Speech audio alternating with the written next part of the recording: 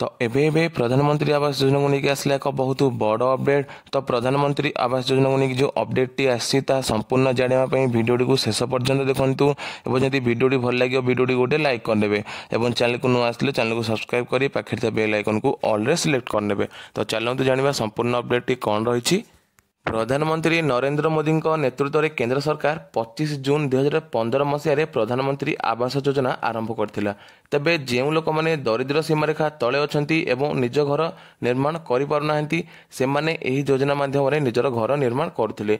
तबे प्रधानमंत्री आवास योजना अधीन में 3 कोटी ग्रामीण और सहरांचल गृह निर्माण पर सहायता प्रदान करेंगे केंद्र सरकार। आज केंद्र कैबिनेट ए संक्रांत प्रस्ताव को अनुमोदन करिछि। योग्य ग्रामीण और सहरांचल परिवार को मौलिक सुविधा सह गृह निर्माण पर सहायता प्रदान करा। तेबे योग्य परिवार संख्या वृद्धि कारण सृष्टि होतिबा गृह आवश्यकता पूरण करने 3 कोटी अतिरिक्त ग्रामीण और सहरांचल परिवार को घर निर्माण पर सहायता प्रदान करने को आज कैबिनेट बैठक में निष्पत्ति निया जायछि।